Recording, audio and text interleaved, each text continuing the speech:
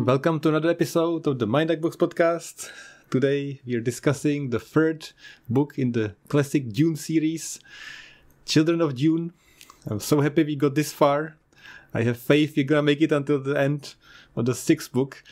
This one is from 1976, 609 pages. After the perfect setup of the first book and the depression book of the Dune Messiah, I'm very curious about what you think about this one. So, of course, joining me is Paolo and Kristyna. How are you doing, Paolo? Yeah, I'm good. How are you, Kristyna? I am fine. Hello. Thank you so much for coming back. I think the second discussion we had was much more on par with the standard that the discussion about Dune should have.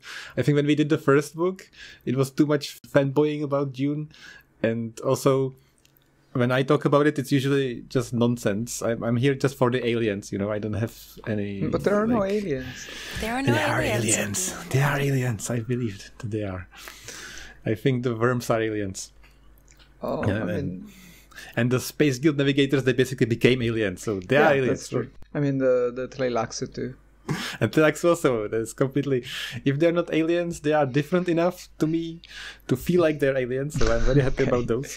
So Timothée Chalamet, is he an alien? Yeah. He looks like it. Oh, I don't know.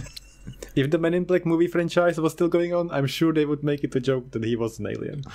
So he does look like that. Well, anyway, I meant to say that when you guys talked about it, it felt like a very, high quality literature connoisseur conversation, unlike my bad jokes. So I'm very happy you're back, so you can actually talk about it legibly, unlike I do. So I hope you can answer my questions, which I have many, and I hope we can get to the bottom of this book as well. Okay, let's try. No pressure, Paolo. No pressure. I did not reread it, and I have questions more than opinions and answers. So. That's why we're here. I have one very big question. We can talk about it later. I'm sure I have answers. I don't know if they're going to be good I ones, don't but think that's why we're here to discuss it. I don't think anyone does. Okay. So, like I mentioned, for me, the first book was a perfect setup that created a very unusually described or very realistically depicted universe with very interesting ideas. The second book was the perfect sequel for me, with the biggest BMFer in the galaxy. And then the third book, it was okay. From the four books I read, the third one is the least favorite for me, but I still liked it a lot. It's still a very good book to me, but it didn't excite me as much as the other ones. How do you feel about it? Well, that's kind of the question I said I don't have an answer for. I don't think anyone has an answer for. Is I think when we spoke, that when we were reading and then we were talking about it, and I said, I think this is my favorite. And it's the only one I gave a 5-star on Goodreads, I think. Mm-hmm. I have no idea why. And you should reread it if it's your favorite book. I honestly have no idea why it was my favorite. When I think back now, I remember I really, really like certain points. I don't know. It didn't age well in my brain. Not as well as some of the others. You also said that you wanted to talk 3 hours about the tigers, so I'm not sure that was sarcastic or not, but you seemed very serious about it. That's so dumb. Just because that's the dumbest thing in the world ever. I think it's very eventful and a lot of stuff that makes a lot of sense happens. Really, I think it's the one that I think was the hardest to understand what was happening. Oh, really? Yeah, there were several events where I was completely confused. By names and by that's always what was happening and where it was located, why people were doing something. It's the first time it takes place in multiple locations, multiple planets, multiple houses, but more characters. The other two books felt much more focused to me. This one is more spread out. The fourth one is also like that, just mainly 1-2 characters and just one location. I guess that's why I don't like this one, because I really like the focus of the books, the very in-depth character. Who are you, Aristoteles? You should be only one time, one scene and one location? Yes, that's what I want. Okay, exactly. Sure. One character. I like the concept of it more than the book itself. The idea that you have this regime, this empire that somebody started, and this is the successor, this is the second generation, and what happens after that. Like that, I like that more than I like the second book, which is just basically Paul going batshit. Oh, are we using rude words today? Is that allowed? Yes, of course. So I like that, like, second generation, because like throughout history you see that what happens, conqueror conquers, and then blah blah blah, but then the second generation is usually when things get interesting and when things get really like problematic. And I also like, in the second book, I like the other story, which is usually, most stories are how someone comes to power, but they don't really show how they rule, how they manage things after they come to power. That's why I think the second book was very interesting. That's why I think, for example, the second and third book of Mistborn are very interesting. One day we'll have Brendan, I cannot escape him. Yeah, one day Kristyna will also read it. I guess I have to, yeah. I like that. When I think about from the point of view of the writer, I think it's a very sensible sequel. It makes a lot of sense what it's about, and everything that happens, and the point of view of the new characters makes complete sense that that's something that should be explored. But I didn't feel like that was necessarily what the writer wanted to write about. I think he wanted to write about the fourth book. I think that's like where he wanted to get to. And this was like a necessary step in between. So it's very eventful. There's so many things that happen compared to the other books. Towards the end, like there's so much stuff happening. So I really like I kind of disliked it, the whole part about the House Corino and Farad'n and all that. Oh god, that was so unnecessary. I like that. That was one of my favorite parts. When I was reading it, I was kind of like, why are we doing this? Like, I don't mind it, but I don't get the point. And then I realized, I'm so dumb. It's obvious that it would be interesting to see what happened to the House Corino after the fall, after all that happened before. We never really saw what they are like, and we never really saw what kind of people that there are, and more importantly, what would it be like after what happened to them. So that's a very interesting point of view, but it was completely missed on me when I was reading it. It only occurred to me after I was thinking about it a little bit. That's a good point. I like that that's something that's explored.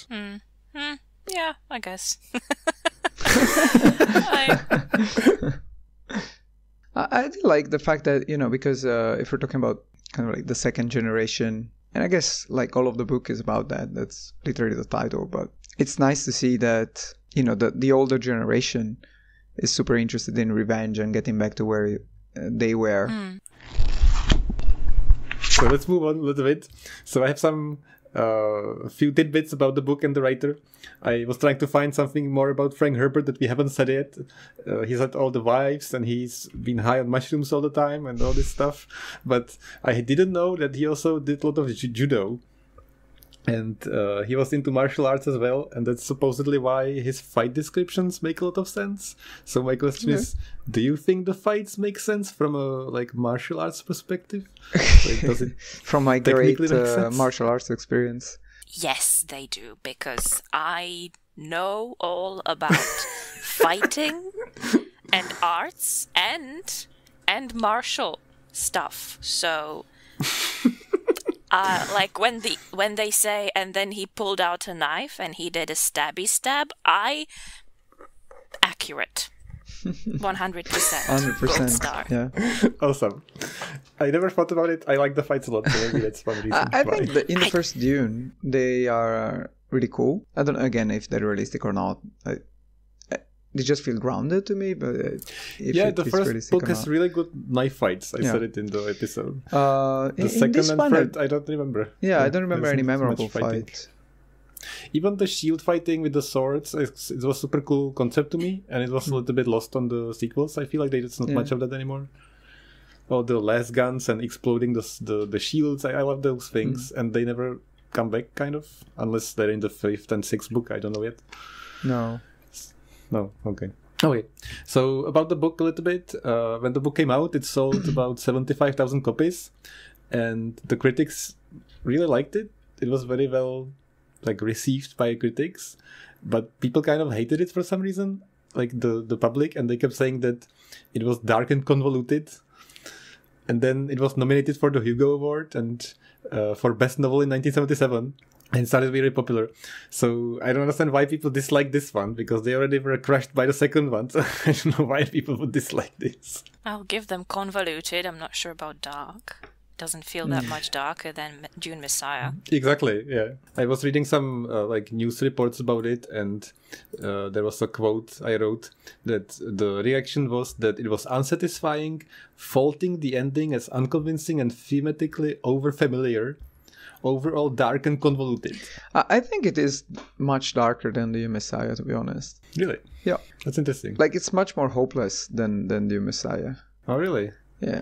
Dune Messiah was the most hopeless thing I've read in a long time for me. I don't think so. I don't think so at all. Well, what's I think this one was much darker. Maybe that's the answer why you gave it 5 stars. But I don't know. I think the Messiah is because it's not this hopeless. I think it's, I don't know. The ending is better. But yeah. Well, doesn't Children of Dune have a happy ending? We'll talk about it. Most of the people survive. From certain point of right? view, it's a very happy ending, yes. The dynasty is secure. So why wouldn't everybody be happy? So one more thing I want to say is the TV show. We talked about it in our previous episode a little bit, so I rewatched it recently, and I didn't remember there were so many Czech actors. So if you're a Czech listener, I think now it's like 2% of people who are Czech listen to this. But if you're Czech, I would highly recommend watching this just for the amusing like cameos of random famous Czech actors. It was filmed with the help of Barrandov Studios, which is a Prague's Czech television and film production company. And I had no idea there were so many. I messaged Kristyna when I was watching it, and I sent her a screenshot. It was Marek Vašut, who is a famous actor. And I was like, what is he doing there? And then what is that guy doing there? Have you seen Blade 2 by any chance? Nope. Never watched any Blade. Marek Vašut is in Blade 2 in the start of the movie. And it's my favorite appearance of Marek Vašut in any movie in the history of movies. Because he's running away as a drug addict or something. And Blade is hunting him. And Marek Vašut jumps off a balcony and screams, "Kurva piča!" And then he's cut off. His head is cut off by Blade. And that's it. That's the role. Oh. For those who don't speak Czech, it's very awful swearing that he did. That was the whole line. He just swore like a lot, very horribly in Czech, and then he was killed by Blade, and that was his role. So in this adaptation, he does have a role. He's the advisor of the mother of Faradin in the House Corino. I don't know his name, and he does a good job. And some other Czech actors are the Fremen, and I think the reason they chose them was for the Czech accent, maybe, because they look a little different and they speak a little different, so maybe they're like the Fremen people are somehow differentiated. So yeah, it was fun. Interesting. I would recommend it. The tiger special effects are hilarious, and Chef's kiss. Yep. The ending I shall not talk about is also hilarious. I'll mention that at the end. But I meant to say it gets much better. It's 3 episodes. The first episode is kind of okay. The second episode is better, and the third one I really liked. And I think it really accomplishes something that the movies will never be able to do, and that's that it feels a little bit like the book. They get into some conversations in depth, and they actually have some message to convey. It's not just... It's a lot of dialogue, and it is actually says something that the book's saying. So that's something that they actually accomplished. I don't think was possible, so I have to give it to them for that. So yeah, if you're curious, I think it's not bad. Might be the closest to the book from all the movie adaptations, to be honest. Mm-hmm. Yeah. It's strange and weird. I think it is. Yeah. Alright, so one more thing I planned today was I went to ask Paolo, because he's an expert on lore. And you also mentioned that one of your favorite things we ever did on the podcast was like a section about lore. Of course, it was connected to Brandon Sanderson. Of course. So I thought we should do that a little bit more. So because this book spreads out to so many planets and galaxies and so many more characters, I went to do like an overview of what we kind of know as far as the areas and planets and the houses go. Okay. So I'll try to do an overview and then have some questions. And please correct me because it's probably going to be wrong. Okay. So the Atreides are the main characters from the first book. They are from Caladan, which is a green planet built of water. And they come to Dune. Have they spread to any other planets? No. I mean, they probably have influence over other planets. Like, it's kind of assumed that they are one of the great houses. So the great houses might have influence over other planets. But it's never talked about like whether they did or not. I don't think so, at least. Like, why doesn't Paul have any, like, official cousins? Feels like he should have official cousins out of the wazoo. And he doesn't. Yeah, exactly That my feels point. So I was just strange. curious. I'm sure Paolo would know, so... No, I don't know. answer is no. I think it's just he wanted to keep it simple so that there was only one line what it is. I mean, you can come up with a lot of possible answers, like they were killed. Like in the first book, they talk often about the War of Assassins, where noble houses would just kill each other using assassins without going into an all-out war. So you could say all of the cousins and all of the cadet branches got murdered. Okay. So the second most prevalent, of course, is House Harkonnen. And those are originally from the planet Jedi Prime, which I think is a hilarious name nowadays. Like, it's called Giedi Prime. Is it pronounced Jedi? It's Jedi, yeah. I mean, the Jedi in Star Wars are they? coming That's from so that. lame. Exactly. This is like a hilarious thing to me. Yeah, I always think this is funny. Because people generally, like, of course, people who read books and people who know a little bit, they know Star Wars is basically Dune. But people who love Star Wars, they don't know it's so similar. And then there is a planet literally called Jedi. Yeah. Like, But that's not consistent, the pronunciation of that. Like if you're going to read it the English way, you would probably pronounce it Giedi. And if you were going to read it the Italian way... Yeah, it would be Giedi. yeah, okay, Jedi. How similar is it? Yeah. Like, okay, it's funny. Mm-hmm. Well, it is similar, but... So... But in Italian, to be fair, like Jedi are also called Jedi. So Yeah. Yeah, in Czech as well. Mostly, it depends on the dubbing I version. remember we were saying Jedi because that's how we say it in Czech. But anyway, so the Harkonnen, I was also surprised they don't have a bunch of planets or they don't spread out around the galaxy. Do you know of any other planets there that's under them? again, I don't think it's ever mentioned. I think in the first book, it is mentioned that in retaliation for something the Harkonnen did, the Atreides destroy some spice reserves that the Harkonnens had. Oh yeah, there was something like that. And that was not on Jedi Prime. It was on some other planet. So that is mentioned. Warehouse planet. Yeah, I like how this is kind of a tangent about sci-fi in general, but it's always funny to me when you have these settings about different planets and things. Usually planets, they're basically just like a country, or even less than that, are basically just kind of like a small region. Like, for example, if it's a hot planet, it's just a hot planet. Or like they make it sound always so small. When you think about it, like, think about the fact that climate. Like, how diverse and like structured Earth is, like, but every other planet is just like this thing is like an island. That's very true. Yeah. And to be fair, in this book they changed it. Yeah, the planet has diversity now. No, but I think for Arrakis he did a very good job. It's just like for the other planets, and in general for most sci-fi stories, like Star Wars is like that, for example. Yeah, it's just this planet is dead. Yeah, like the planet appears and it's just one city. Like, if there is a war for a planet, it's just a fight for the main city, and that's it. Like, it's a whole planet, but yeah.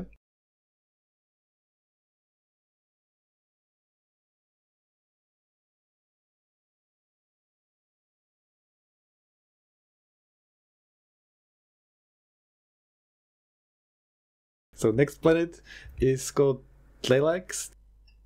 So it's the shape-shifting Tleilaxu. But okay, they're not all shapeshifters. Shapeshifters are only one group, and they're slaves. Okay, sorry. Face dancers, shapeshifters, and etc. Like there are the face dancers who are the shapeshifters and their slaves. Then there are the masters who control the face dancers, and then like in the fifth book, a bit more is explained about their society, which is very important, and I won't spoil until you read the fifth You book. already hinted. Yeah, I already hinted in our previous episode. I'm so excited. I can't wait. That makes sense. Like, if the master shifts their face, then how do you know it's the master? Makes sense. Can't wait to get into book 5. But Yeah. the house that's new in this book, in Children of Dune, is the house Corino. That's the most in-depth explored in the previous books. They were basically just mentioning them.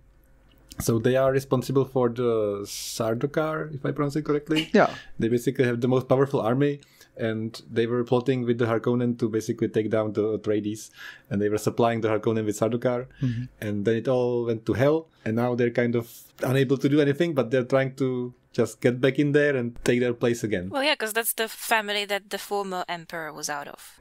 Yeah. Exactly. So House Corino was the family, and they are Salusa Secundus. That's one of those things that's never completely explained, so I guess it's kind of like the kind of answer you want to give to this question, but Salusa Secundus was supposed to be the prison planet. It was not supposed to be the seat of House Corino.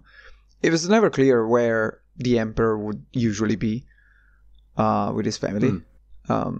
But Salusa Secundus was supposed to be this awful planet, which was just a prison planet, and that's also where the Sardaukar came from, although no one knew about it, because the idea was, if you can survive on this hellish place, then you are strong enough to be the strongest soldier there is, which also applies kind of to the Fremen. But then in this book, Salusa Secundus is not a hellish place. It's not the best, but it's kind of like a normal planet, and they don't talk about it much, do they? They just talk about the place where they reside. Yeah, if that's where they live, it's Like, nicer part of the barracks? I guess, but why would the palace of House Corino be there?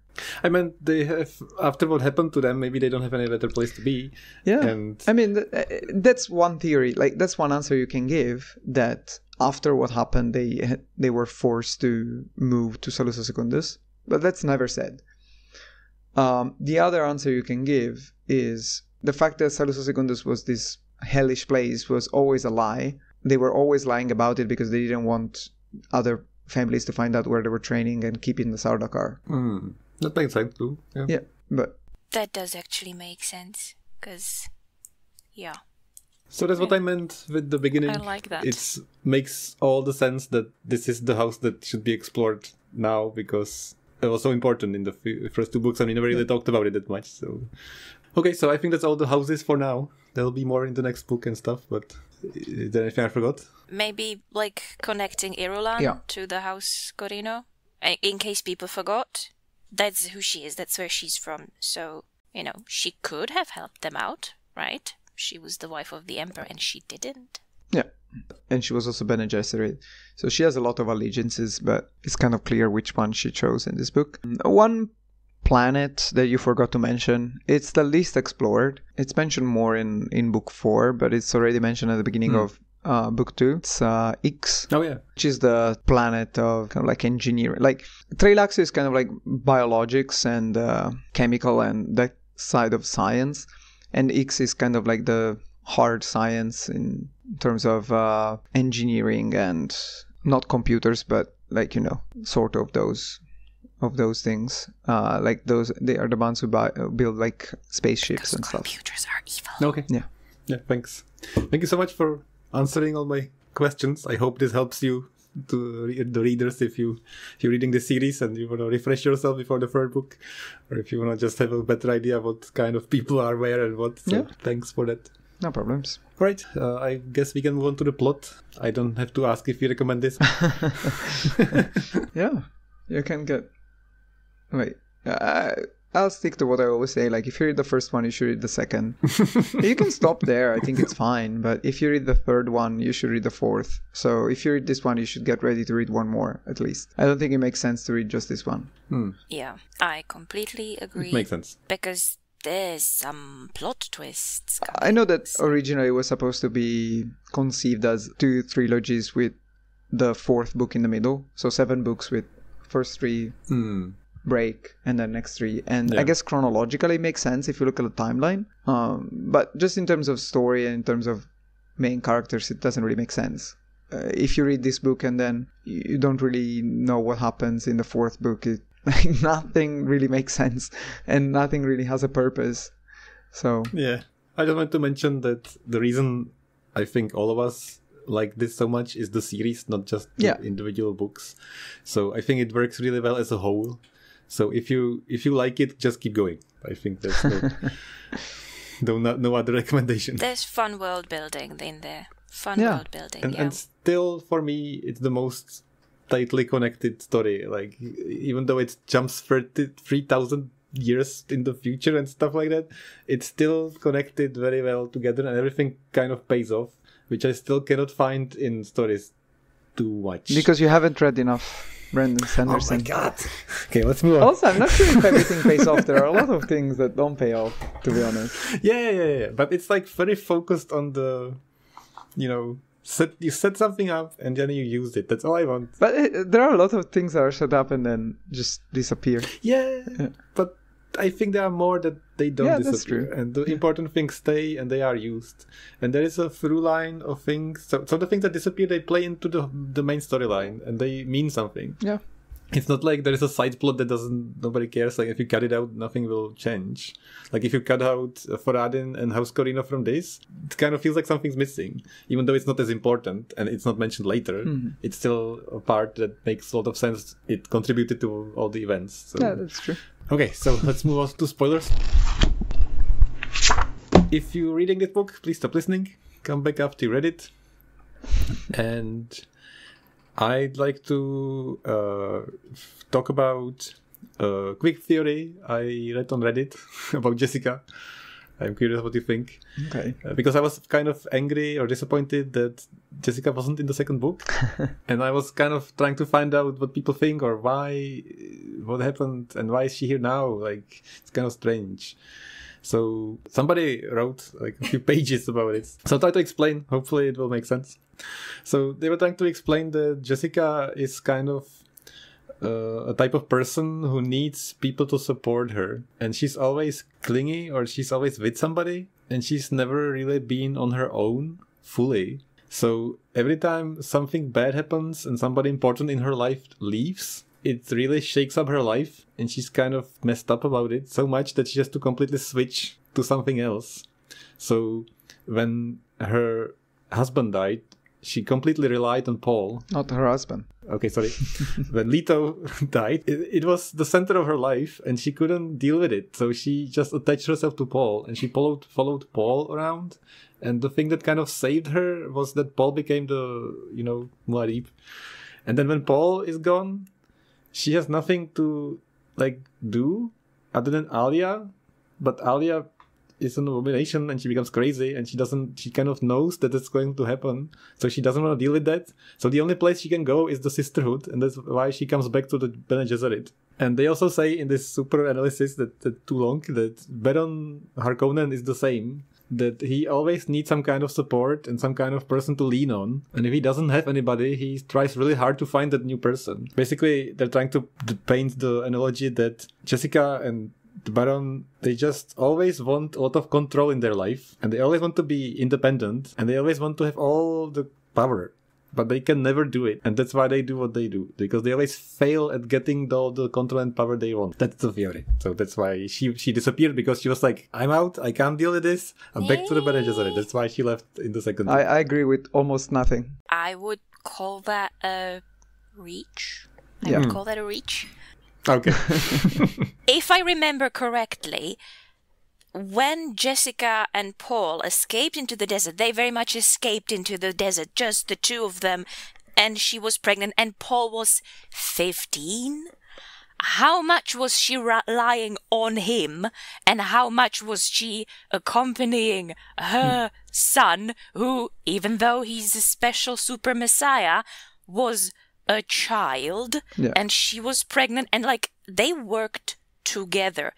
Without Jessica, the Fremen wouldn't have bought into Paul, because Jessica used that kind of missionary lore stuff that Bene Gesserit like spread around the planets, and she was like, "Oh, look at my child. Do not kill my child, because he is the special Messiah." I wouldn't say she was like hanging on to him. They very much built a power base together while she was grieving and pregnant, and then she was raising her daughter somehow. Whatever happened there, no idea.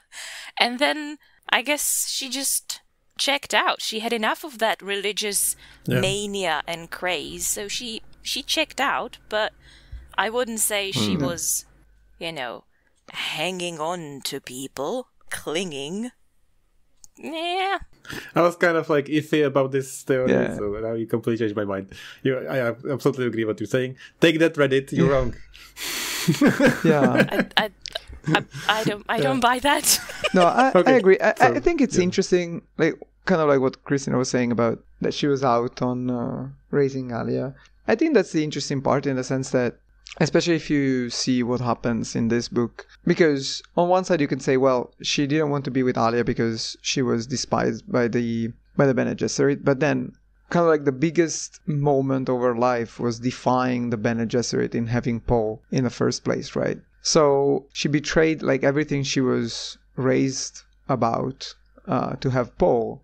And honestly speaking, I think it's interesting also in the sense that I don't think this is ever explored, so this is just completely my kind of like my headcanon. But it must have been really shitty to be Alia's parent, because imagine a parent, like you're being a parent and your 3-year-old child knows most things better than you, and she goes around and kills people. That's hard. So yeah, she left, and you feel kind of bad, because then you realize that her leaving Alia basically left her, like no one could understand her, and now no one could contain her other than maybe Paul, but then even Paul left. So you do realize that that was the wrong decision, but at the same time it's kind of understandable. Can you really be a parent for this person, or would you just run away? Yeah. Okay. So I think one way or the other we have answered why Jessica wasn't there, which I was thinking about that. So thanks.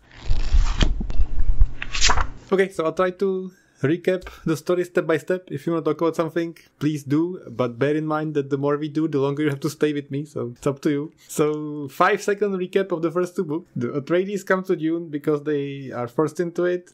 Everybody dies. Paul becomes Superman, superhero, super god, legend, Messiah, and then in the second book, his wife dies giving birth, and he's blind, and he walks into the desert, and everybody's depressed. That's where we're at. So book 3 starts, and Chane gave birth to twins, Leto and Ganima, and I felt really bad for Stilgar. This whole book, I feel like poor Stilgar.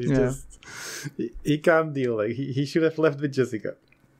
So Stilgar is watching the twins in the cradle, and he's thinking to himself, if I just killed them, it would have been so much easier. Like I can do it right now. Remember that? Yeah.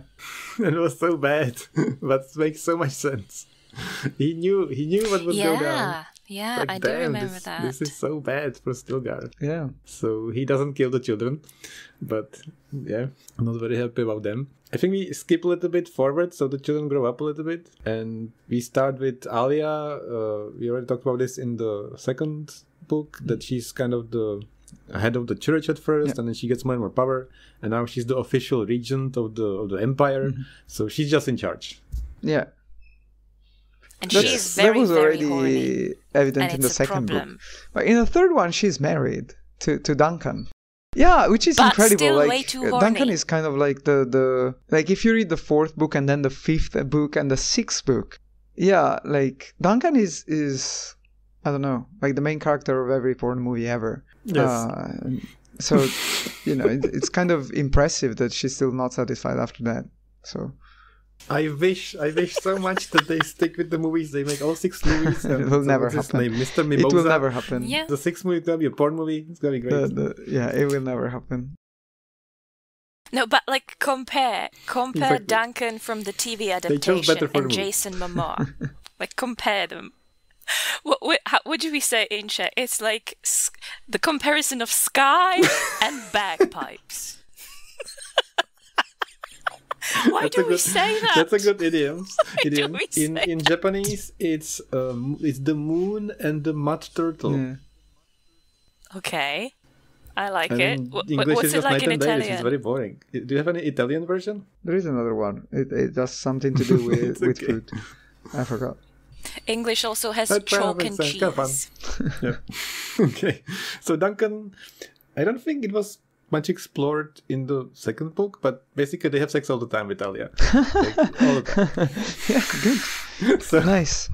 so they become husband and wife, which also was kind of skipped. They just mentioned Mandar and Berry. In the second book, it was kind of implied that that was going to happen. Yeah, but it just happened like in the background. Also, for those who just now are joining us, Duncan is a It's not a zombie. It's a kind of a clone. Well, a not clone zombie, with but the memories of the original one. He's a Ghola. yeah. Well, it's not really a clone. Like, this is still like the original body, just with like metal eyes. So Alia is hearing all these voices. We already talked about what it means to be an abomination, and also Leto and Gani, who are the children, they also are kind of worried about becoming an abomination, but Yeah. they kind of restrain themselves from it. So they have a way to, like, especially Leto.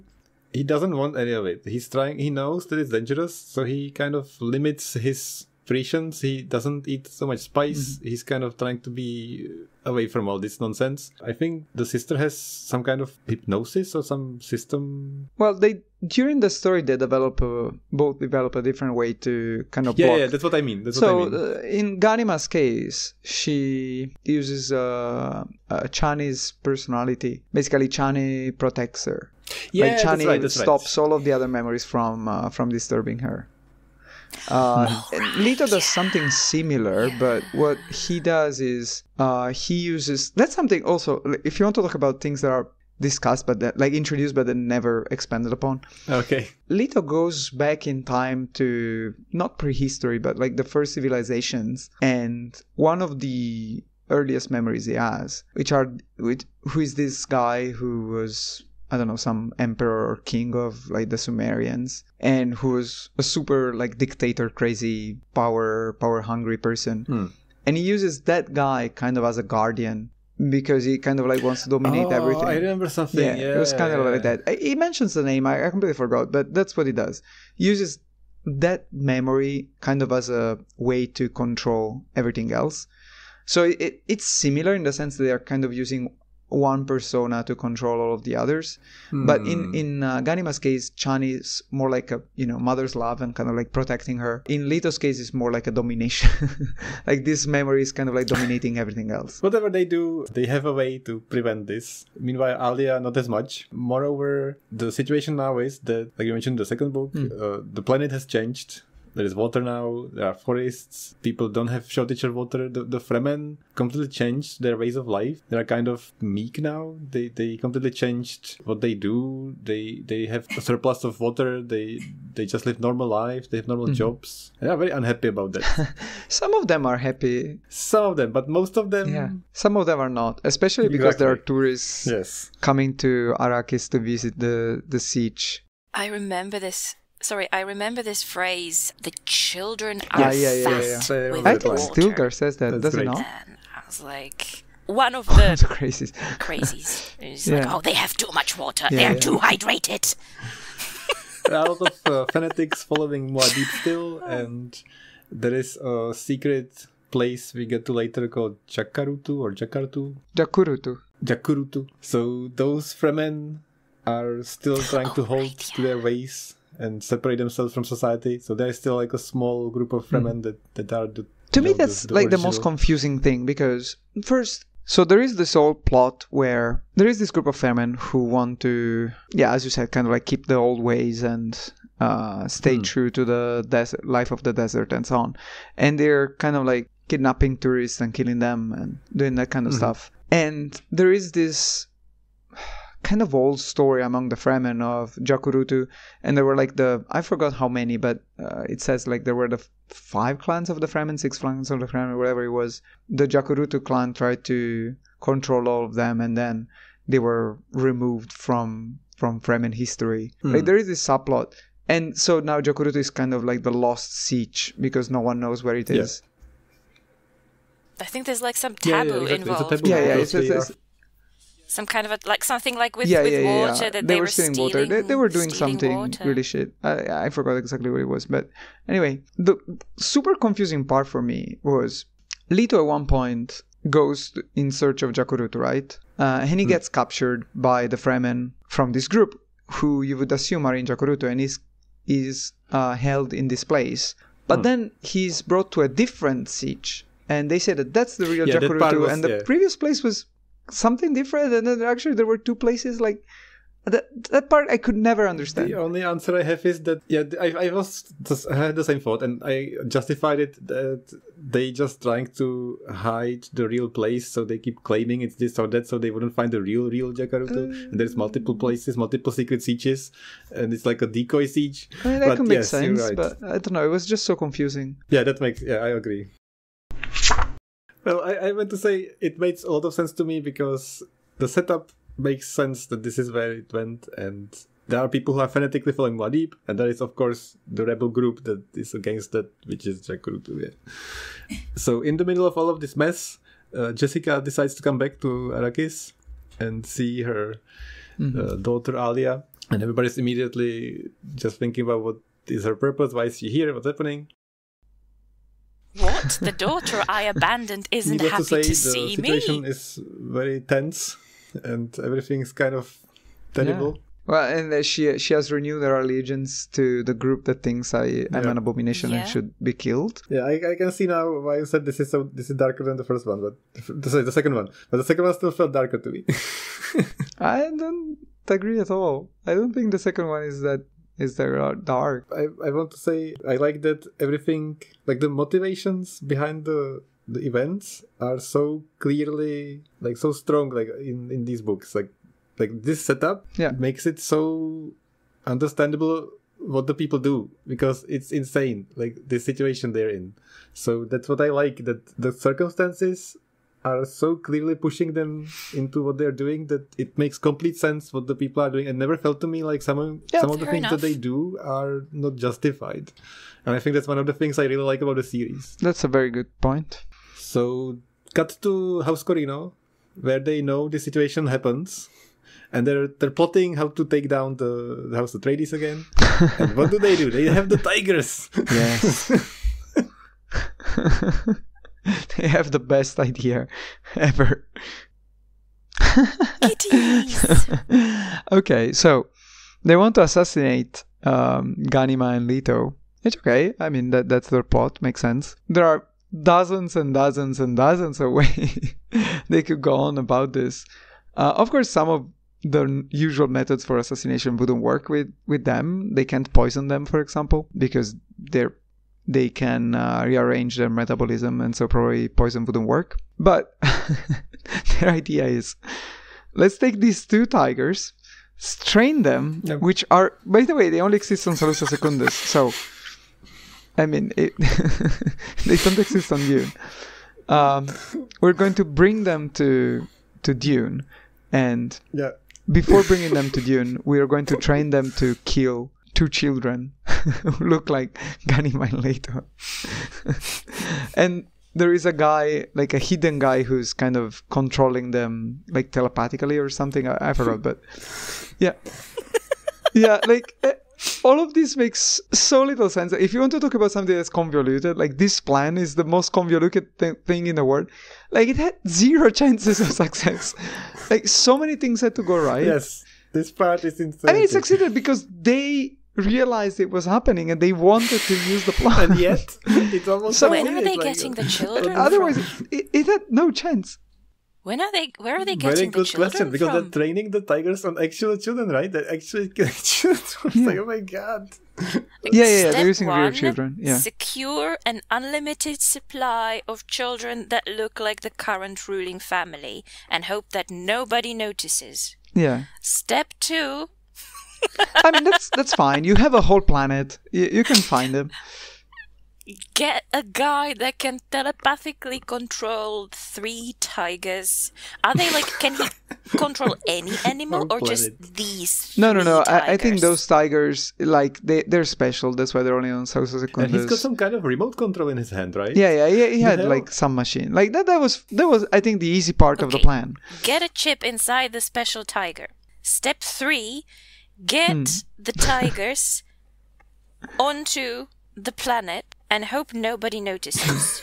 And nobody, like, obviously people notice, but nobody is going to tell anyone. It's like, there's tigers we're transporting? Yeah. Like these special tigers that only live on Salusa Secundus? That also makes... Someone could have seen them. I'm sure there's, at some point, there's like step for profit. But I'm like... Okay, what happens once they assassinate No, because them? then the other idea... No, like the part after that was so... This is already crazy, but then the idea is that they have to drag the 2 children out of their... Because they're in Siege Tabr. So they have to drag them out of Siege Tabr without all of their allies and friends and so on. Maybe just like one other person. Then the tigers have to somehow defeat that person. Like they have to catch exactly this moment, exactly the right place when no one can help them. No one can see that the tigers have killed them, because that's the other step. Like the tigers have to kill the children without anyone noticing, or like everyone has to be killed so that there are no witnesses. And then they have to do so in a place where there's also a worm, so that the worm can eat the tigers. That was the last step. Yeah, so there's no evidence. Yeah, so there is. But you left out the most hilarious part to me, that they have to wear something. Yeah. Like the children had to wear like a specific thing, which was like the other crazy part. And so that was like a present that they have sent. Like they send some things as presents. They sent them a celebratory cloak or some wool or something, like a piece of clothing, and they have to wear that, and only then like the tigers will attack them, because they will recognize these clothes. So convoluted. Like this plan had talking about? No chance at all to work. Not only that, like, okay, does it work? Doesn't it work? Whatever. Who thought of this plan? This is like. And even if everything worked right, like. They could still not be killed. Like they could survive. One of them could escape. Like, and like, what was the plan for after? So we have assassinated the heirs to the throne. And she's gonna be easier to get rid of because she doesn't have the 2 Prishan children with her. Well, I guess Alia is in charge now, and she's crazy. But I don't know. Do people know that she's crazy? Like, how many people actually know that she's all Nobody Baron knows that. Harkonnen? Well, they don't know, but she's not. Well, she's clearly not very mentally stable. That's apparent to a lot of people. Yeah, I think she's not as dangerous as the twins, is the point. Well, dangerous. Whatever. So this she's plan dangerous. Is It depends who's dangerous. Yeah. Like who's dangerous for. Yeah, but... yeah. Well, anyway, I think we can all agree that this is like a part of the whole series that's like nonsense. Yeah. This is the biggest nonsense. This is by far the biggest nonsense in all of Dune. Like we finally found something there is another plan you will see at the very end of book 5. Oh no. Which is also incredibly amazing. So when I was reading this, I was trying to justify it somehow, and I kept thinking maybe they are trying to make the most convoluted plan, so it's the most difficult to predict with the Priscians and looking into the future. And Leto's already not looking into the future as much, so he'll see some tigers and he'll be like, whatever tigers, I don't care, and then he'll get killed. I don't know. It's just that's ridiculous. Yeah. Well, okay, so I'll just say what happens now because it makes more sense to say together. So tigers attack, but everybody expects it. Leto kills one of the tigers. Then there's some shenanigans. Well, they kill both of the tigers, just to sum it up. And then they agree that Ganima will self-hypnotize herself to forget that Leto II didn't die, and she will pretend that he was killed by the tigers. And it's all part of the plan that Leto is plotting. The golden path. And it's gonna come up later, so that's what happens. Yeah, because Leto was looking for a way to look for Jakurutu without the adults stopping him, and also without Alia finding out. Because at this point they had realized that Alia was going crazy. So this was much later in the book, but basically this is the result of this tiger shenanigan plot. No, it was very convenient for the story. It was just dumb. So basically Leto had to leave in the desert and pretend he was dead, and this is how they did it, which is hilarious. Amazing. So meanwhile, Jessica comes back and she talks to Alia, and I like those conversations between them and all the tension and what it all meant.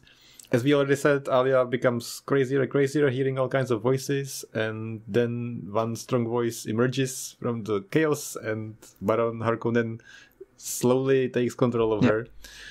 It starts with him just really craving having sex, so he pushes Alia to have sex with everybody he meets, basically. Especially young and boys. We already mentioned she's so horny that she just says yes.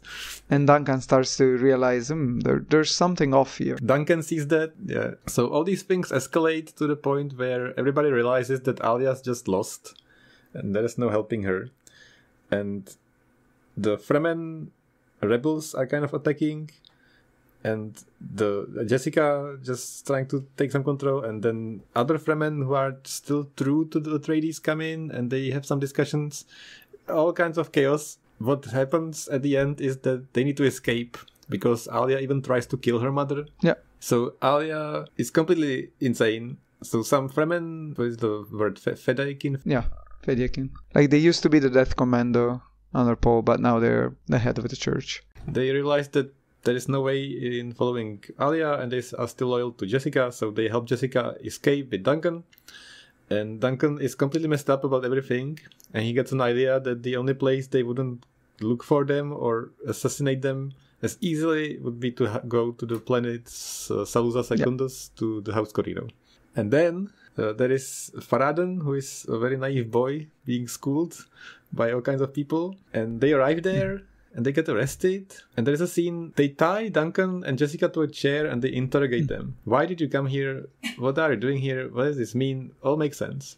And Duncan is so messed up, he tries to cut his wrists with the restraints because he is so sad about Alia and everything that's happening that he just wants to die. And he tries to kill himself repeatedly there. And it was very strange to me. I guess it makes sense. Like, I didn't think he would have done that, or why then and there. I don't know. I didn't understand what he was doing. Okay, so then they talk it all out, and basically Jessica starts helping Faraden learn all kinds of things, including the Bene Gesserit ways, and they all agree that they will work together to take down Alia because they all want that. Okay, so we haven't talked about another big character in the book, which also appears in this part. That's the prophet, like the blind prophet. Yeah, who's voicing like the opposition within the religion to what Alia is doing, and how the cult of Muad'Dib has kind of lost its way, and people suspect that this guy is actually Paul. And then he is brought to Salusa Secundus, if you remember. Yeah, I remember. And he speaks like to the people there and so on. And that was kind of interesting. You kind of realize that he's Paul. Yeah, we all know that. I was really hoping he wouldn't be like. I just really liked the way it ended for Paul in the second book. I think it was a very fulfilling ending. And the fact that he somehow survived. Again, that's why I said this book is so much darker than the previous one. Because in the previous one, like, of course, his wife died and it's sad. But then he kind of solved a lot of issues. And then he's taking himself out of the picture. And it's a sad ending for him. But at the same time, he's accomplishing something. Instead, in this way, you find out that not only he didn't die, he survived, and he became even more of an addict, and is super bitter and just hates everything that has happened. I would say it's more like maybe like kind of true to life. Like, how many stories are there where somebody's like, and I'm totally gonna retire. I'm out of here, not going to influence this thing anymore. I'm sick of it. And then, like, 5 years later, so here's where you're all doing it wrong, and like, you know, he just can't that's retire. 100% true. So everything about his character in this book is really sad. I think Frank Herbert needed somebody to have the speeches about philosophy, and that's true. That's 100% true. That was the character to do that. I kind of skipped them when I was reading it. I like them. That's the best part. Yeah. Okay, so he basically has speeches in the public, and it felt strange to me that nobody stopped him. They kind of allowed it, like way too long. They allowed it. He just waltzes in there while Alia is having some kind of event, and he just talks to everybody, interrupts everything, and everybody's like, "Okay, I guess we'll listen to this guy." That makes sense to me as well, because like if you if you try to silence him, then maybe you're silencing him because he has something interesting to say. Maybe you don't want to let him speak, so you're... Yeah, so we skipped kind of the plot with Faradin and his mother, which I didn't care about as much. Well, Jessica convinces them that she can teach Faradin and make him into a Bene Gesserit, kind of like what she did with Paul, and that's kind of alluring. And then but the mother is worried that she will corrupt, so to speak, his son, which happens. So she was 100% right.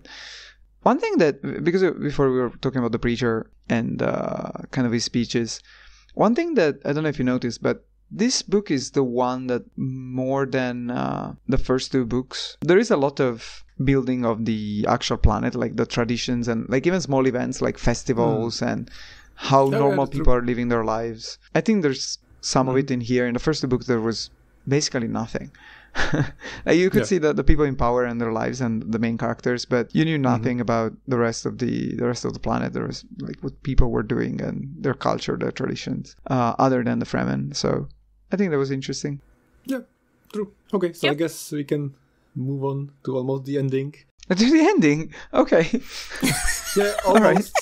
Well, after Leto leaves to the desert, we already mentioned he gets captured by the Fremen. So he goes to Jakurutu, and... Well, first of all, there is the part where, like, he's being captured, and so, at the beginning, it's not clear if these Fremen are in league with Gurnek, because Gurnek was sent to kind of, like, protect Leto when they started the whole plot. Yeah, Gurney Halleck. Yeah, Gurney Halleck, sorry. I don't know why I was just thinking, like, did I forget a character? Yeah, sorry. No, I just mixed like first name and last name, sorry.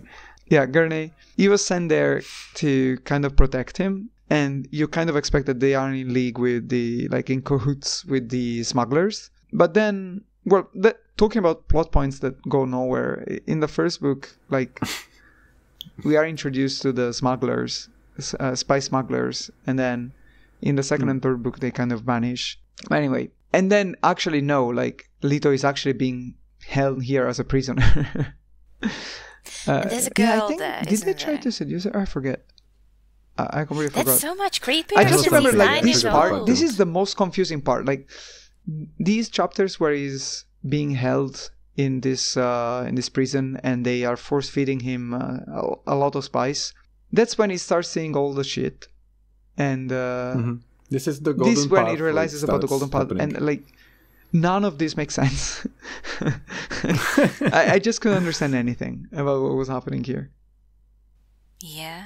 So I guess we should talk about the Golden Path a bit. This is a huge theme. Slightly mentioned in the previous books as well. Well, it wasn't clearly mentioned. It's kind of implied later, but yeah. So Leto, like we said, he doesn't want to get into the visions, and then they force him to, and he finally can see mostly everything. Yeah. He just can see the future of the humankind and all these things that are going together, and it's insane and it's all bad and he cannot deal with it. So in his fever spice dreams, he tries to find any solution to it, and he thinks of a solution that he calls the Golden Path. And this is supposed to be a solution to society, how to make people not just lose their way, society crumble and everything go to hell. And this is the only way he can see to guide nations to not destroy themselves. It's not, no. Is ultimately the That's plan. not like these nations to destroy themselves. Like there was a big danger that's never explained, at least in these books. I understand it as people just being the danger to themselves. No. Then I don't know what it is. Like what he sees is that the Imperium will be destroyed by something, and the human race will be erased by this something. And there's only one way to make sure that this doesn't happen. That's the thing. Okay, but they never explained what that was. Well, read book 5 and 6. I assumed it was like giving humanity something like a common enemy to make them. So yes and no. Like the problem was that humanity would end up stagnating and then not going anywhere. And so they would it would be possible to completely annihilate them. And that's what happens later. Yeah, that's what causes what happens in book 4, that explains the ending of book 4, and that explains what happens in book 5 and 6. Yeah. So the mechanism of what he does once he sees the golden path. Are we at that point? Yes. Yeah. Let's do that.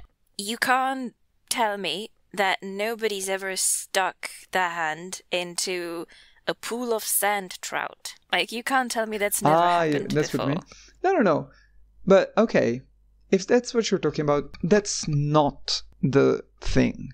So, if a normal, because he says that that's a common game for Fremen children, there is a big difference. Yeah. So it's explained that he has Bene Gesserit powers, right? Bene Gesserits can control their metabolism to the cellular level. So what he does is that he manipulates his cells to merge with, and is like DNA to merge with that of the sand trouts. So that's why other children couldn't do it, because if you're a Bene Gesserit, you can somehow control your cells. It's kind of like what they do with poison, right? They transform the poison into something different. So that's what he does. Like, not everybody can do that. Like the sand trouts become part of his body because of that. So I think the part is fine. Like, I don't think it's like there's a clear explanation. I completely forgot about that. I just thought like he lets, because like they burrow under his He kind of skin. lets them, I guess. Yeah. And then they all So merge. he just builds a superpower armor of worms, basically. Well, but first he's brought to the real Jacurutu, and he finds out that the preacher which is Paul, was being held there, and because they found him when he walked into the desert, and they basically were corrupting him with spice, because he needed spice to survive, and so he became the preacher because these Fremen were kind of keeping him completely drugged and high on spice for days and days. And also, one small thing that is explained, I don't remember if here or later when he actually meets the preacher and he speaks with him, that Paul also has seen the golden path. It's just that Paul refused to do what he was supposed to do in order to pursue the golden path. Point. You can't really blame him. Yep. No, not at all. So this is what they talk about eventually when they meet. Yeah. But before that, he becomes like a superpowered superhero by the power of worms. When I was reading this, I couldn't believe it. I couldn't believe what was happening. And it was like, I was like, what are you doing? Like, I kind of calmed down after the tiger incident. And then this happened. And I was like, Frank, Herbert, did you have too many mushrooms? What's happening? Like, he literally starts running across the desert at the speed of light. Not the speed of light. Not speed of light. The speed of worm. He runs like a madman. Yeah. Speed of worm. He runs super fast. He can just basically get anywhere as fast as he wants. He's indestructible. He punches people with the power of God. He makes stuff explode. He controls the worms. He can tell them what to do. It's like, but it was depicted as if he was invincible like, already. Like, and he's 9 years old. And Alia is the abomination. Like, she just got Baron Harkonnen in there, but like, she's the bad guy. She killed Baron Harkonnen when she was 2.5. Yeah. So she kills one guy when she's a little girl. Then when she grows up, she wants to fuck all the time, and then she gets a tiny bit possessed, and she's the abomination. Like, women can't have hobbies. You know? True. Just can't have hobbies. So he starts running around the desert like a complete madman. Yeah. And he makes a bunch of the sieges explode and destroys all of the... He destroys... He doesn't destroy the sieges. He destroys the canals that were bringing water to the sieges. Yeah, no terraforming for you. Insanity ensues. I couldn't believe this was happening. Hydration makes you weak. You forgot about hydration. Until this point, all these books felt so grounded in reality. Really? Yes, to me, yes. Even the tigers. Like people seeing into the future, or what about like the navigators? It's justified. Like, yes, also justified. It's like a thing that happens gradually over millennia. Okay. Like it's like a thing I talked about in the first episode. We talked about Dune. Like, all these things pile up, and they take so long, and they just evolve, devolve, just stuff happens. That's a fair Like it's point. sci-fi, just the stuff evolves. And seeing the future, it kind of makes sense based on what's been going on.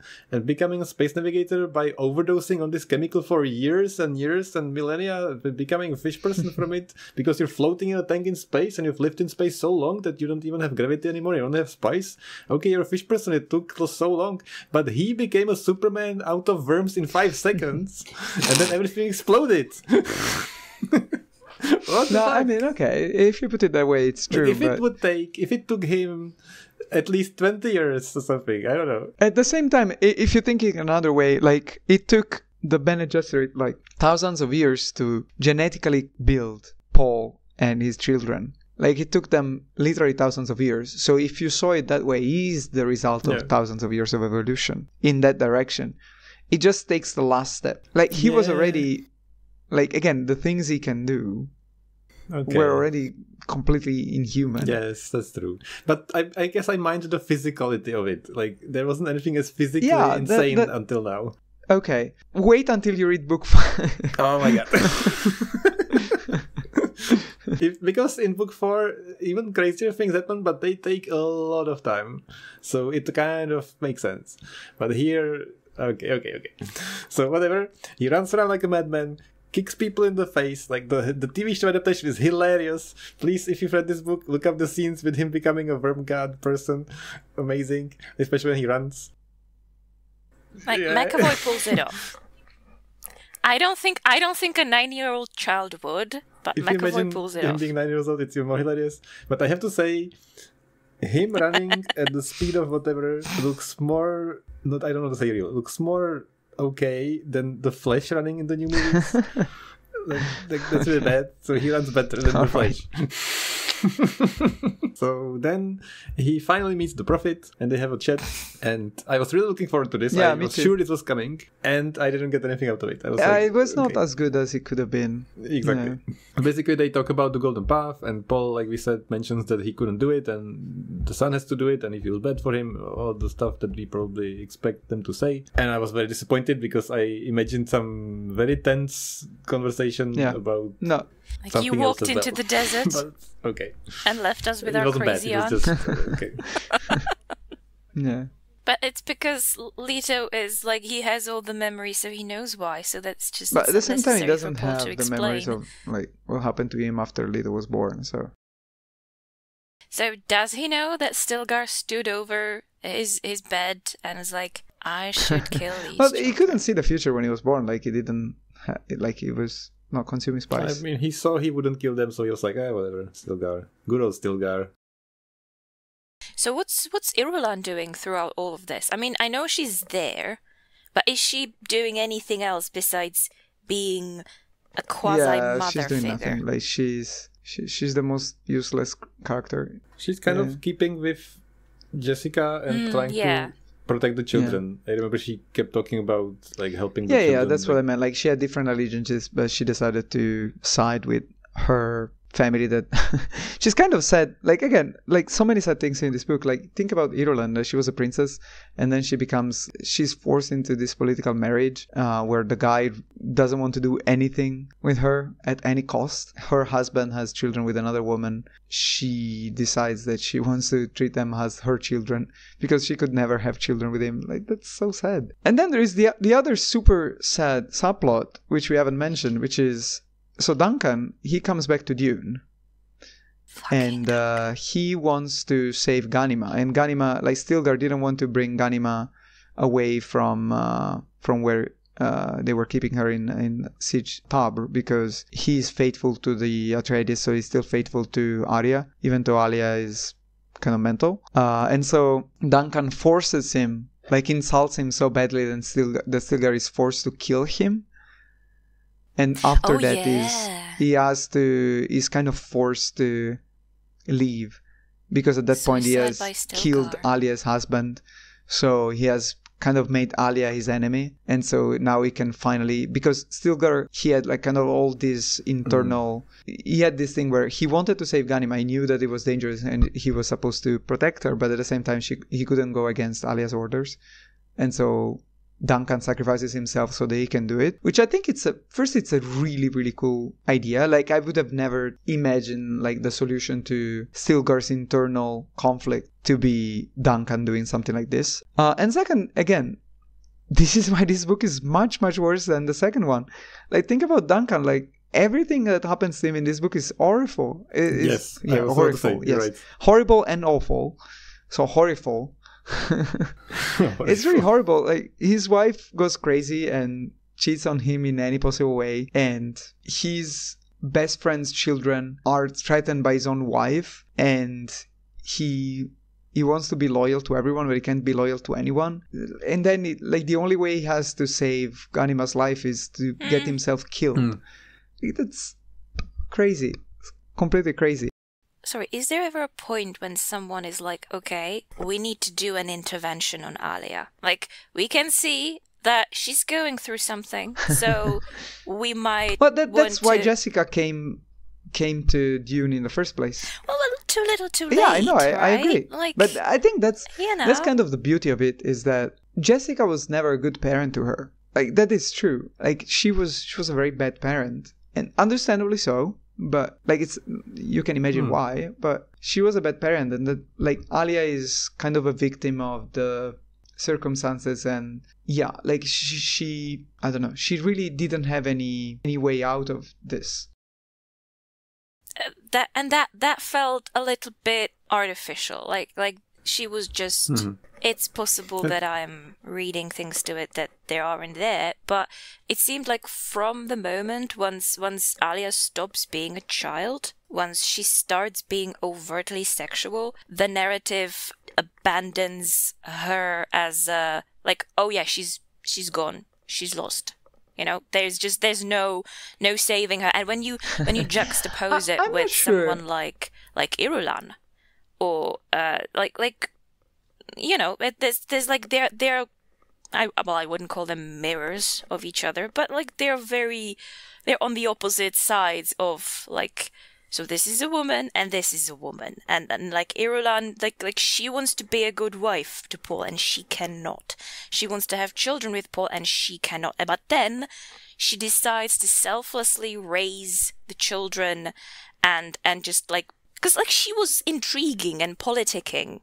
During Dune Messiah. Yeah, she like, tried to get Paul killed. And she's just like, okay, no more public life, only private life for me. And Alia, she's out there doing public life, doing all her power stuff. She is the regent, and she's a bad regent. She's a bad woman because there is something unstable about her. And it feels like it feels a little unfair on her. I mean, it is. Like, in a way, it is. Again, I think one of the reasons why I said to Philip at the time that this was my favorite book is, I think Alia's story, it's a tragedy in the sense that it's kind of like Macbeth. She was destined to fail from the beginning. Like, she's not necessarily a bad person, but she was destined to become a person that would do bad. Ever since she was born, people just assumed that they didn't need to do anything to her. They were just trying to stop her. In the first book, Jessica is kind of scared of her. In the second book, all that Paul does all the time is just stop doing this, stop doing that. Oh wow, you're training naked with the spinning thing. And like she's doing amazingly well, and he's like, oh, you shouldn't be doing that. Like, why are you doing that? So people are just trying to stop her and just trying to get her to refrain from expressing her potential. No one is ever trying to support her other than Duncan, I guess. And so then she's bestowed with this gigantic power that she never really asked for. Like, she if I remember correctly, at the end of the second book, she was not happy with the fact that she was forced to become the regent, and she didn't want Paul to leave. So it's not like something she tried to obtain. Yeah, not but at all. From the second she obtained it, like, she was destined to fail, because it was just unrealistic that she could spend those 16 years, 18 years, 20 years, whatever it was, as a regent for these twins that were exactly like him. But she was kind of being punished for everything she was, and she was never protected by anyone, she was never supported by anyone, and she was never allowed to express her potential in any way, while they're allowed to do all of that. So she's a complete victim of the events. And I think her story is really tragic, but it's really, really beautiful in a way. And like leading up to the end, where the only act that she has where she truly takes control of her life, it's right at the end when she jumps out of the window, right? That's the only time in her life where she truly decides what she wants to do and how she wants to take a real decision for what is going to happen to her. Yeah, that's terrible, but that's true. It's unfair in the sense that it's very cruel. It's, I guess, just to say what happens. They confront her. Madman Verman runs in there, defeats everybody, and then confronts Alia as well. Yeah.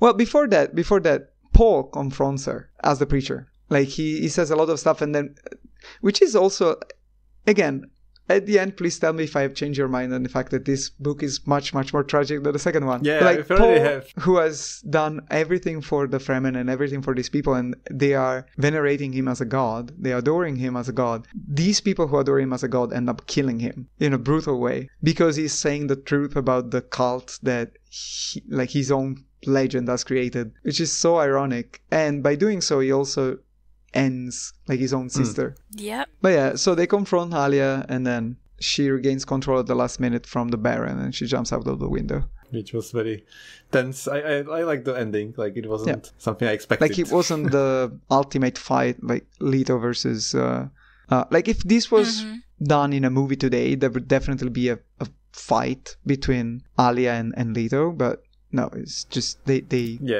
fight like with words, not really with blades, and that's how it ends. I remember the conversation was pretty impactful. Like it was the meaning, not the action. So that's pretty good.